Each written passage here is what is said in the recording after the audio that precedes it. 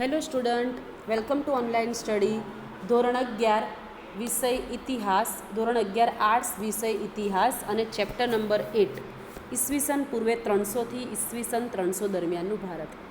તો વિદ્યાર્થી મિત્રો, આપણે હિસ્ટ્રીમાં આ ચેપ્ટર ગયા સેશનની અંદર પૂરું કર્યું, બરાબર છે. 300થી 300 દરમિયાનનું ભારત જે હતું એ આપણે લાસ્ટ સેશનમાં એને પૂરું કર્યું. તો આજે આપણે આખા ચેપ્ટરનું ફરીથી એક વખત રિવિઝન કરી નાખીશું અને નેક્સ્ટ સેશનની અંદર આપણે આપણું નવું ચેપ્ટર સ્ટાર્ટ કરીશું. મેં તમને હોમવર્ક આપી દીધું છે. તદુપરાંત આપણે આખા ચેપ્ટરની ડિટેલમાં પણ ચર્ચા કરી ચૂક્યા છે.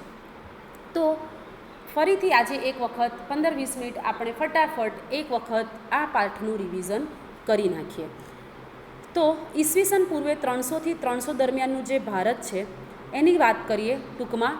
તો મૌર્ય સામ્રાજ્ય વિશે આપણે અગાઉના ચેપ્ટરમાં ચર્ચા કરી હતી, બરાબર છે. તો અફઘાનિસ્તાનથી લઈને ભારતના મોટા ભાગ સુધી ફેલાયેલું તે મહાન સામ્રાજ્ય હતું, મૌર્ય સામ્રાજ્ય.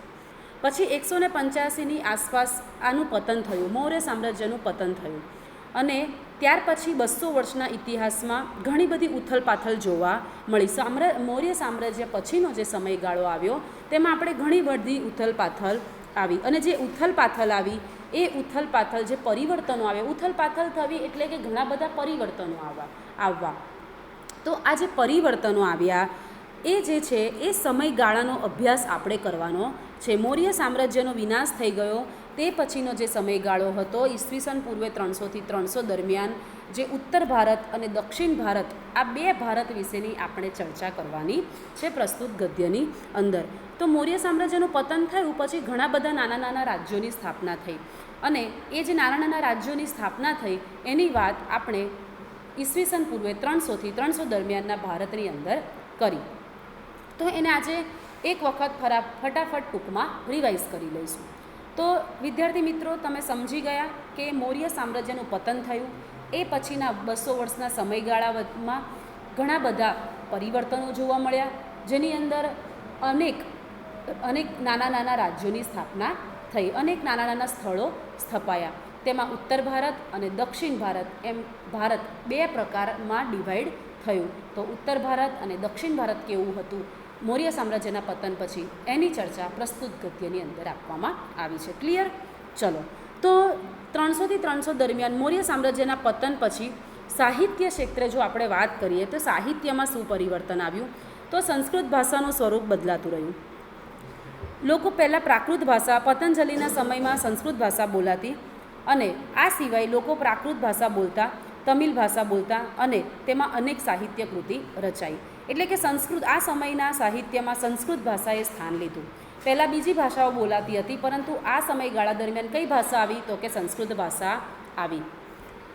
હવે આ સમયની અંદર કૌરવો અને પાંડવો વચ્ચે જે યુદ્ધ થયું તેના વિશે રચાયેલો એક ગ્રંથ જય સંહિતા, એનું ભારત નામના મહાકાવ્યની અંદર વિસ્તાર થયો. એટલે કે મહાભારત જે હતું એને પહેલાં જય સંહિતા કહેતા, જય સંહિતા તરીકે ઓળખાતું. પરંતુ આ સમયમાં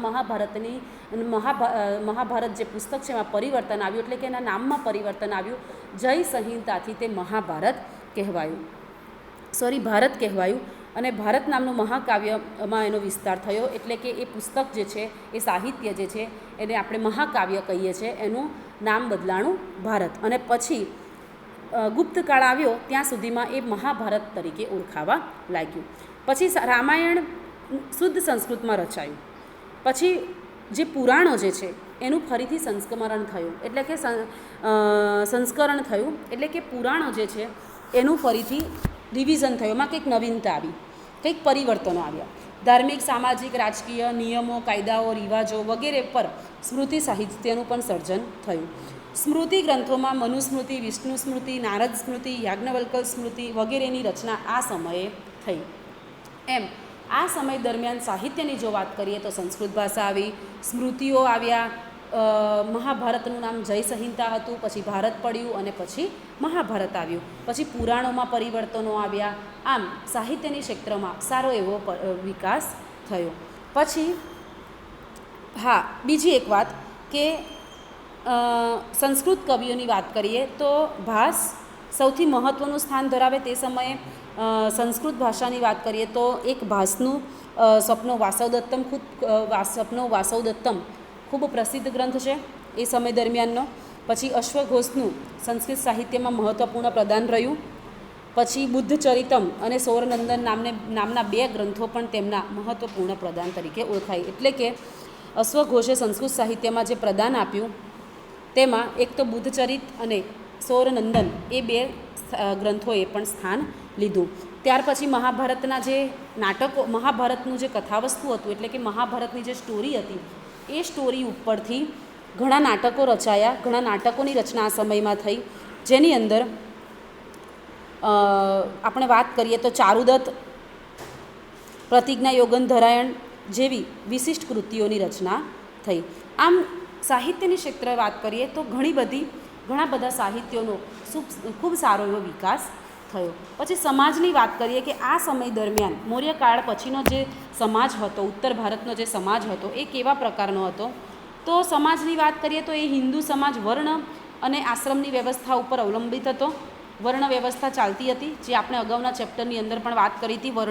અગાઉના સેશનની અંદર પણ મેં તમને કદાચ વાત કરી હતી કે 4 જે વર્ણો હતા એ વર્ણ બ્રાહ્મણ, ક્ષત્રિય, શૂદ્ર વગેરે જે વર્ણો હતા એ વર્ણો ઉપર શું હતું, આખો સમાજ ડિપેન્ડેડ હતો. એટલે કે વર્ણ પ્રથા ચાલતી હતી.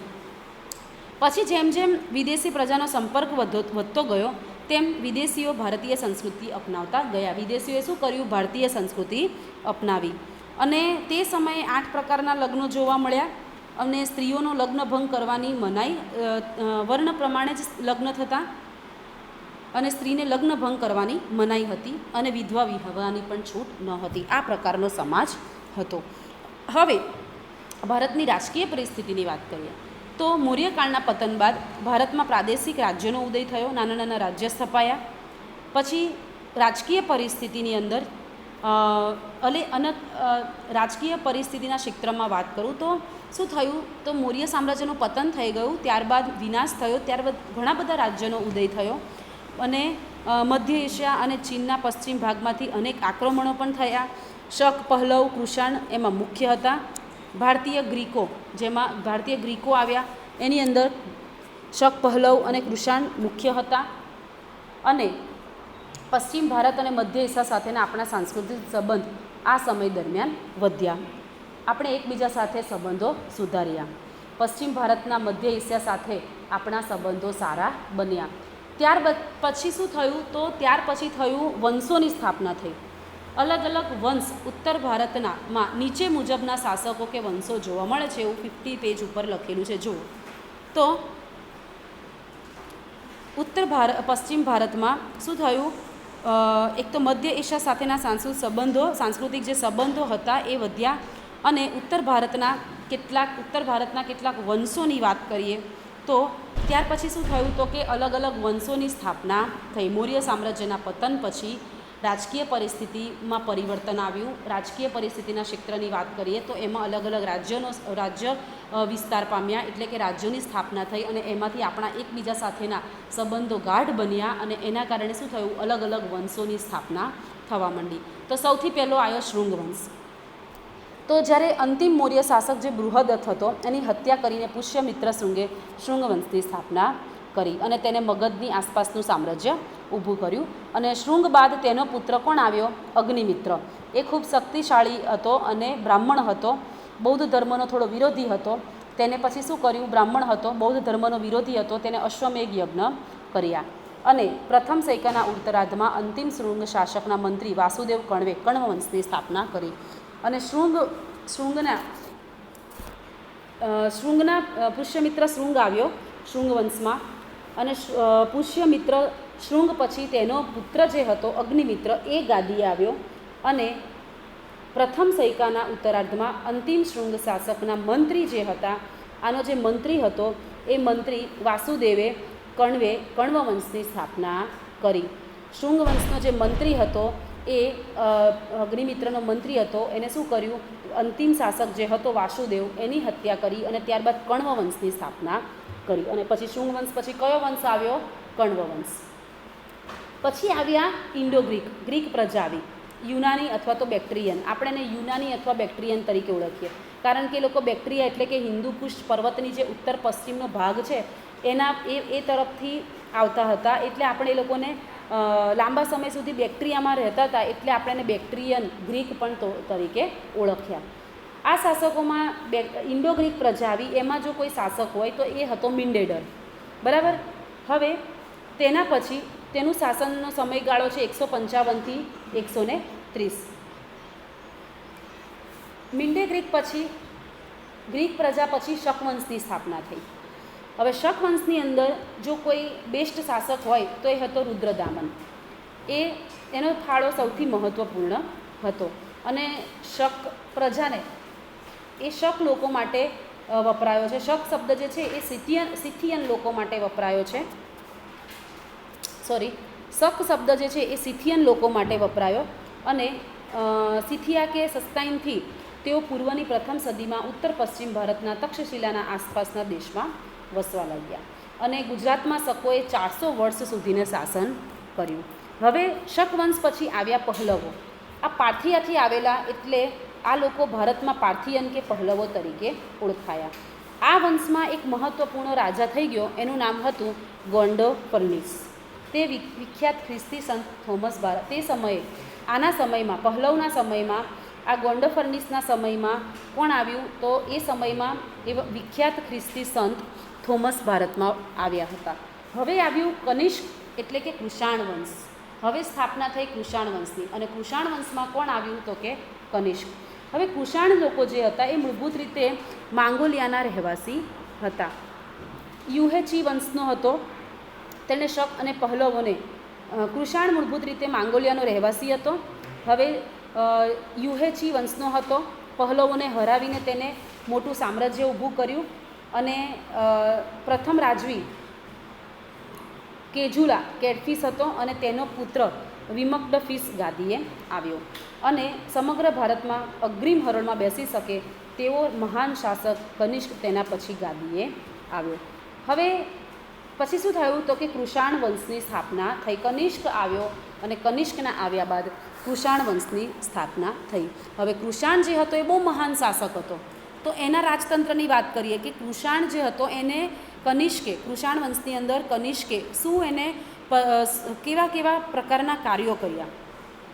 તો કૃષાણનું રાજતંત્ર કેવું હતું, કનિષ્કના સમયમાં રાજતંત્ર કેવું હતું, એટલે કે કૃષાણ વંશનું રાજતંત્ર કેવું હતું. તો કૃષાણોનું રાજતંત્ર એવું હતું કે આ જે સામ્રાજ્ય છે એ અલગ અલગ પ્રાંતોમાં વહેંચાયેલું હતું. આ પ્રાંતોને ક્ષત્રપી પણ કહેવામાં આવતા અને તેનો વડો જે હતો, તેનો મુખ્ય કાર્યકર્તા હતો, એને ક્ષત્રપ પણ કહેવાતા. પછી કૃષાણોની સિદ્ધિઓની વાત કરીએ તો મધ્ય એશિયાથી ઉત્તર ભારત સુધીનો વિશાળ સામ્રાજ્યનો વિસ્તાર હોવાને કારણે આંતરિક અને આંતરરાષ્ટ્રીય વેપારમાં વૃદ્ધિ થઈ. કનિષ્કના સમયની અંદર ઘણી બધી સિદ્ધિઓ કનિષ્કે પ્રાપ્ત કરી. કૃષાણ વંશમાં કનિષ્કે ઘણી બધી સિદ્ધિઓ પ્રાપ્ત કરી, તેને બહુ મોટો વિસ્તાર બનાવ્યો અને તે કનિષ્કે સાહિત્ય અને વિજ્ઞાન એમ બંને શાસ્ત્રનો પુરશ કરતા હતો. જે આપણે આયુર્વેદના પિતા ગણતા ચરક ગણીએ છીએ, જેને આયુર્વેદના પિતા ચરક માનીએ છીએ, તે ચિકિત્સા વિજ્ઞાન ઉપર વિશિષ્ટ ગ્રંથ ચરક સંહિતાની રચના થઈ. ચરક સંહિતા જે છે એની રચના ક્યારે થઈ તો કનિષ્કના સમયમાં. ચરક સંહિતા છે એની અંદર ઘણા બધા રોગોનું નિવારણ બહુ ઇઝીલી ઘરગથ્થુ ઉપાય પણ ઘણા બધા આપેલા છે. એટલે બહુ સારું એવું ચરક સંહિતા એક બહુ ઉપયોગી પુસ્તક આપણી પાસે છે. હવે કૃષાણો અને મધ્ય એશિયા. કૃષાણો અને મધ્ય એશિયાની વાત કરીએ તો કૃષાણોના શાસન દરમિયાન ભારત અને મધ્ય એશિયા વચ્ચે રાજકીય અને સાંસ્કૃતિક સંબંધો ગાઢ બન્યા અને મધ્ય એશિયાના સંબંધો ગાઢ બનવાને કારણે, સંપર્ક થવાને કારણે સિક્કા પાડવાની નવી પદ્ધતિ આ સમયમાં વિકસી. ત્યાર પછી કલિંગની વાત કરીએ તો કલિંગ જે છે, કલિંગ મૌર્ય સામ્રાજ્યના ઇતિહાસમાં આપણે જોયું હતું કે કલિંગનું યુદ્ધ થયું. કલિંગમાં ચેદી વંશનો એક શક્તિશાળી રાજા ખારવેલ થઈ ગયો. એની આપણે ટૂંકમાં વાત અગાઉના ચેપ્ટરની અંદર કરી હતી. ત્યાર પછી સાતવહન આવ્યા. તો ઈસવીસન પૂર્વે પ્રથમ સદીના મધ્યમાં સાતવહન વંશ ભારતમાં આવ્યો. એને રાજકરણમાં મહત્ત્વપૂર્ણ સાતવહન વંશ જે હતો એનું સારો એવો ફાળો શેમાં હતો? રાજકારણમાં હતો. આ શાસકોમાં સૌથી પ્રસિદ્ધ શાસક પણ હતો ગૌતમીપુત્ર સાતકર્ણી. ત્યારબાદ કોણ આવ્યું? કલિંગ પછી આવ્યું સાતવર્ણી. ગૌતમીપુત્ર સાતવર્ણી, જે રાજા નાહપાણને હરાવી સાતવહન રાજ્યનો વિસ્તાર છેક નર્મદા સુધી કર્યો અને ઘણા બધા રાજ્યોનો વિસ્તાર કરી લીધો. ઘણું એવું શાસન એને કર્યું. અને પછી આ સમયની અંદર મત્સ્ય પુરાણ જોવા મળે છે. પછી વહીવટી તંત્ર જે હતું એ જિલ્લાઓમાં વિભાજિત થયું. હવે વેપાર વાણિજ્યની વાત કરું આના સમયમાં, તો વેપાર વાણિજ્યની વાત કરીએ તો મૌર્ય સામ્રાજ્યના પતન પછી ખાસ કરીને કુષાણોના સમયમાં વેપાર વાણિજ્યની પ્રગતિ ઘણી બધી થઈ. જે કૃષાણ વંશની આપણે વાત કરી એ વંશમાં જ ઘણી બધી પ્રગતિ થઈ ગઈ હતી.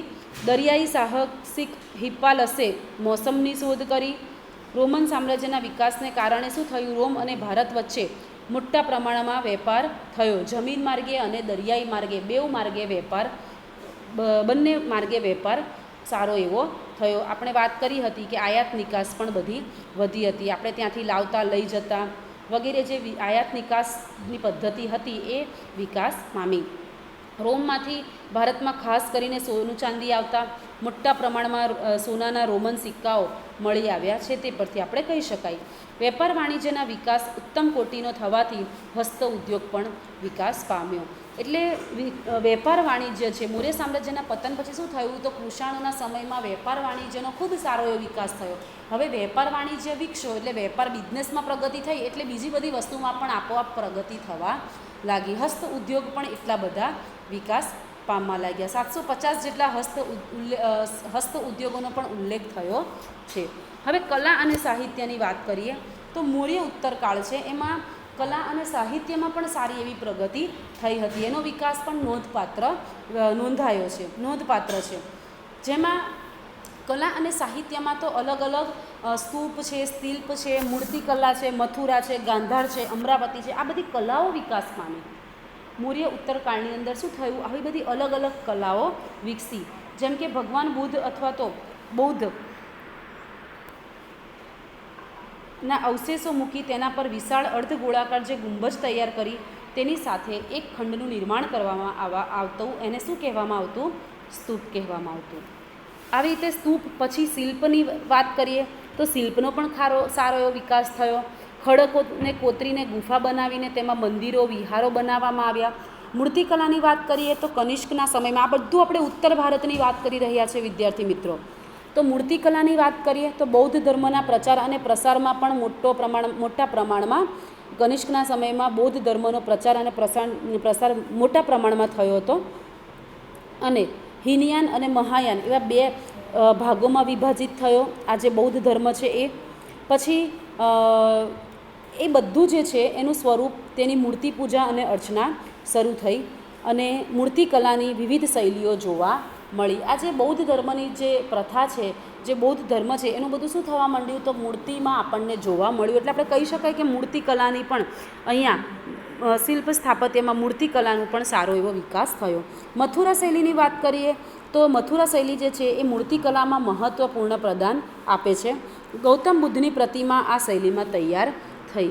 પછી ગાંધાર શૈલીની વાત કરીએ તો આ કલા શૈલીમાં બુદ્ધ અને બોધિસત્વની મૂર્તિઓનું નિર્માણ થયું. ભૂરા વાદળી રંગના પથ્થરોનો ઉપયોગ થયો અને ગાંધાર કલા શૈલીની મુખ્ય ખાસિયત એ છે કે બુદ્ધની મૂર્તિઓમાં ભાવની જગ્યાએ શરીરનું ચિત્રણ થયું.